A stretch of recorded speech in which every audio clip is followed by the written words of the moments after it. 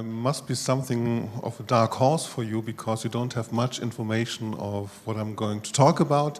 And even in some earlier versions of this program, there was someone else because someone I replaced very late. At least you have an idea now of the subject of my talk. And first of all, I would like to thank you for still staying, because I'm not talking in my mother tongue and you're not listening in your mother tongue. So, and this is at the end of a long afternoon and a long day full of interesting conferences.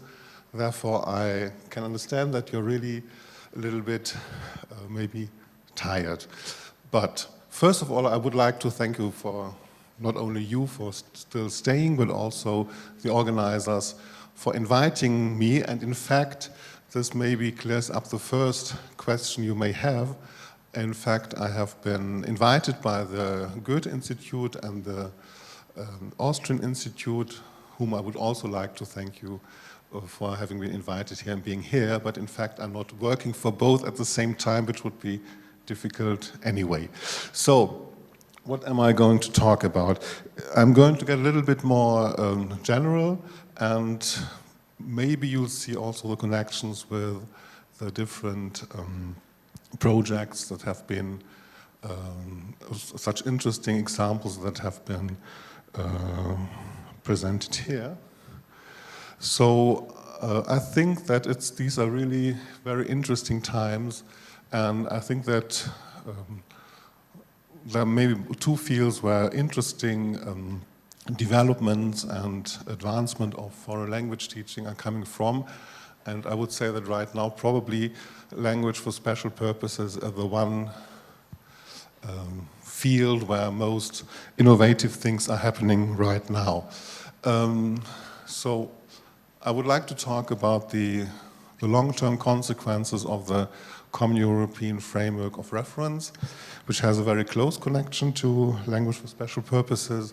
Then I would say something to the comparison between these two domains of language. Then just say a short sentence about the relationship between the Common European Framework and language for special purposes. Say just one word about early LSP teaching. Make a difference between three very important focuses in language for special purpose teaching. Then come to very specific examples, and at the end just give three short ideas or present three short elements which I think are nowadays typical or characteristic of really advanced languages for special purposes, and they have been touched upon here at least partially anyway. And at the very end, I would just like to show you the results of two projects which try to incorporate the ideas I have outlined before. So let's start. Well, I think the Common European Framework has had an important influence, and it has definitely changed language teaching by giving it a purpose. You all know these can-do statements. And I would just like to tell a little story of a colleague who went to an intensive English language training in Malta, individual courses, and she came back very disappointed because she wanted to do this training for her academic career.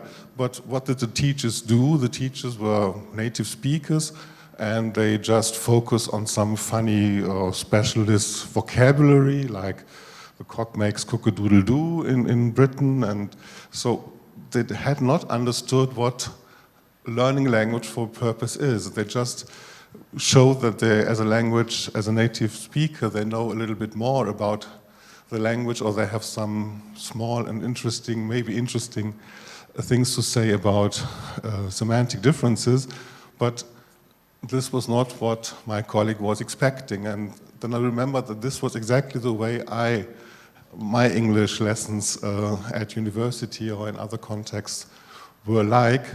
And I think this just is not enough anymore nowadays. People want 90% of language learning nowadays, and especially if people are adults and have a a clear objective. They have a purpose to learn a language. And this is why the Common European Framework of Reference is so close, in my opinion, to the teaching of language for special purposes. So language for general purposes and language for special purposes by the Common European Framework have come very closely together, I think. And I think there's a big misunderstanding about the Common European Framework of Reference, because many people think that the definitions, the can-do statements, they are fixed set, and they are canonic, and this is it, and nothing else. But in fact, the real use of the CEFR is to adapt those can-do statements to any specific field of communication. You can do so just by, let's say, giving examples which pertain to a particular field of communication. This is something which is done in an excellent way, has been done already more than 15 years ago, or no, almost 15 years ago, in this textbook called Profile Deutsch, where in fact, by the aid of a computer or software, some software, you can establish a set of can-do statements, you can adapt them to your specific group, you can add the typical vocabulary, some typical grammatical structure, some typical situations, and then you really have a kind of corpus, or you have a complete set of, for a particular course in language for specific purposes. So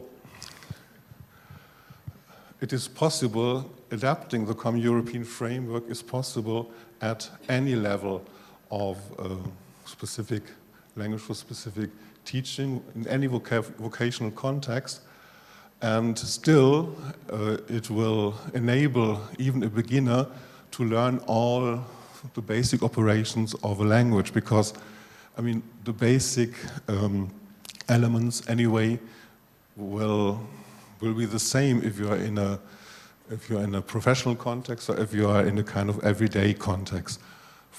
To give a simple example, in language for general purposes, you would learn at the A1 level or up to the A1 level to say your name, to say where you come from, and to say what's your age or something like that.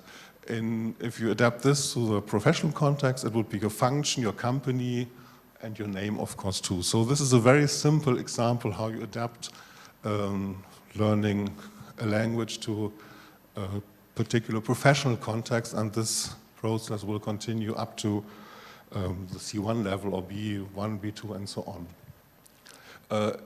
Therefore, it's not necessary, which is an outdated concept, in my opinion, and which was current in several decades ago, maybe, that you first have to learn language for general purposes, and then at a later stage only you will have to add, mostly it was based on vocabulary, on technical vocabulary. But languages for specific purposes, the vocabulary is very often is the smaller problem or a minor problem. Anyway, so it is possible to start very early with teaching language for specific purposes. Everything depends on the goal, on the objective, or what you want to do. So here I have to make an important distinction. It's a completely different, the cases are quite different, and if you have basically a focus on general language acquisition, even though the learner is supposed to pick up some specific vocabulary for a certain job. This is typical for schools at a very early stage. Then there is what I would call the pre-vocational focus, which means that there's a very clear training already, a training in subject matters, and at least the field of profession is clear for these learners and students.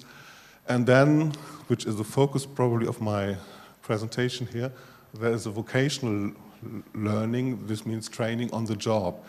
Here you are confronted with people who know their job, who know what they have to do every day, who have very clear communicative needs at their workplace. And that's a completely different situation from, let's say, students or pupils who are 14 years old and who have no idea where they will end up in the end, and of course who have to be prepared in a general way. It would not be right to have them learn a very specialized foreign language. So by applying the CEF or CFR, you can come to what I would call from macro teaching to micro teaching. You can adapt it more and more precisely, even up to a very specific workplace, even in individual way. And then at the end, you would really have what one could call micro teaching. And I will show you an example. This is already from one of our projects.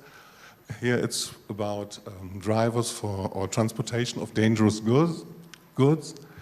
And for example, a typical, here you will see the different levels for listening, reading, speaking, and writing. You see they're not the same. Writing is very reduced. They just need an A1 level.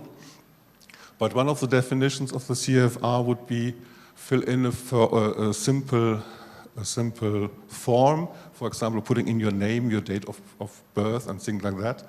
But here, this is being able to understand,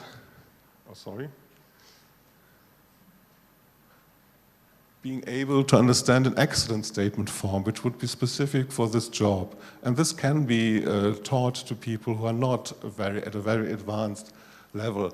And here are many more like these can-do statements. They're all in German, and I won't translate them all, but maybe this example is just enough to understand the basic concept. So this would be really a very specific, what I could call here, micro-teaching. So which are other developments in teaching language for specific purposes which are let's say, embedded in this type of approach? I think one is the so-called working with scenarios. This is something that has been mentioned here before in one of the preceding conferences. And of course, the more specific language for special purposes or specific purposes teaching becomes, the more we should use specific scenarios that really may happen like this at the workplace. A scenario is quite a complex, integrated set of actions using different skills. But at first, of course, you have to know which these scenarios are. Which are the scenarios typical for a workplace, for a multilingual workplace in different situations. So, of course, there is quite a lot of research you have to do first to come up with this kind of scenarios for some specific workplace. Then I think another very important development again for training on the job, vocational training, is the use of portfolios. You've all heard about portfolios, but I think they have not yet been, or in the most cases, they have not yet been adapted to specific workplaces.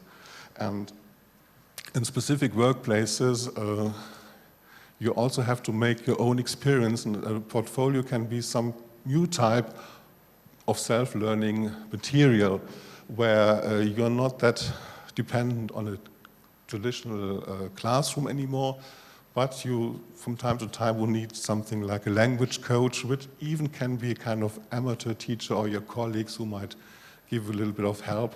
I can explain or expand on this later if you're interested.